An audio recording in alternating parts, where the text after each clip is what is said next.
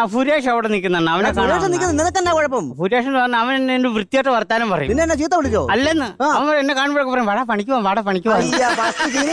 നിനക്കെന്താ പണി അറിയാനായിട്ട്? അണ്ണാ എനിക്കാണെങ്കിൽ ടാപ്പിംഗ് അറിയാം, വെൽഡിങ് അറിയാം, പെയിന്റിങ് അറിയാം. പിന്നെ ടാപ്പിങ്ങിന് പോകും. വെളുപ്പിന് എഴുന്നേക്കണം, തണുക്കും. എന്നാ പിന്നെ പെയിന്റിങ്ങിന് പോകും. വെളി കയറുമ്പോ തല ഇറങ്ങും. എന്നാ പിന്നെ താഴെ നടി താഴെ ഉറക്കം വരും. എന്നാ പിന്നെ വെൽഡിങ്ങിന് പോടാ. അണ്ണാ വെൽഡിങ് എന്ന് പറഞ്ഞാൽ പുക അടിക്കുമ്പോ ശ്വാസകോശത്തിന്റെ പുറ വിട്ട് എനിക്ക് സംഭവം മനസ്സിലായി. ഇവിടെ ആരെങ്കിലും അധ്വാനിക്കുന്ന പൈസയും കൊണ്ട് ഓസിന് പുട്ടടിച്ച് ജീവിക്കണം. അണ്ണാ അങ്ങനത്തെ പണി വല്ലതും ഉണ്ടോ? ആരെങ്കിലും അധ്വാനിച്ചിട്ട് നമുക്ക് പൈസ കിട്ടുന്ന പണി? അങ്ങനെ ലോകത്തൊരൊറ്റ പണിയേ ഉള്ളൂ.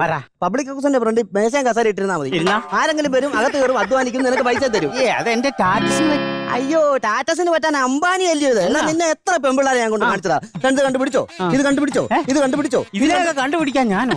അതല്ലെന്ന്. എടാ, ഈ പെമ്പിള്ളാരെയൊക്കെ നിന്നെ കൊണ്ട് കാണിച്ചതല്ലോ. നിനക്ക് അതിനെ ഒന്നും ഇഷ്ടപ്പെട്ടില്ലെന്നാ പറഞ്ഞത്. അണ്ണാ ഒരിടത്തിനെ പിടിക്കാന്നുള്ള ഇന്ന് കാണുന്നതിനെ ഞാൻ കയറി പിടിച്ചോളാം. അയ്യോ, ചെബുക്കല്ലേ അറിഞ്ഞു പറയാം. അതല്ലേ ഞാൻ പറഞ്ഞു, നിനക്കൊന്നും ഇഷ്ടപ്പെട്ടില്ലെന്നാ പറഞ്ഞത്.